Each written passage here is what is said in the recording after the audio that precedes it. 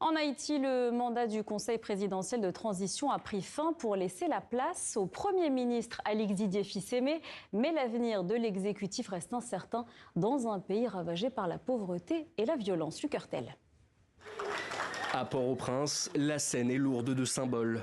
Après près de 2 ans d'un pouvoir chaotique, le Conseil présidentiel de transition s'est officiellement retiré ce samedi.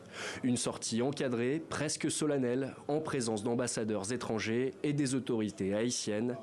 Soutenu par Washington, le Premier ministre Alix Didier Fils-Aimé reste pour l'instant en place, alors que le pays est censé se préparer à ses premières élections générales depuis 10 ans.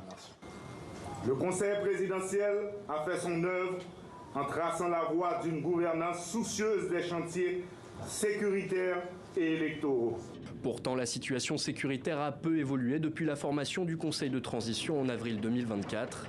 Malgré des opérations de police quotidiennes, les gangs contrôlent aujourd'hui près de 90% de la capitale haïtienne. Face à la misère et faute de pouvoir trouver un travail, beaucoup de jeunes haïtiens finissent à leur tour par prendre les armes. Si nous avions un État responsable, ces jeunes ne seraient pas dans les gangs armés. Je ne les culpabilise pas, c'est la responsabilité de l'État.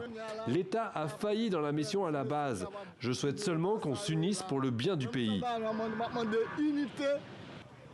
Quelques jours avant la dissolution du Conseil, les États-Unis ont même déployé un navire de guerre et des bâtiments des gardes-côtes au large de Port-au-Prince.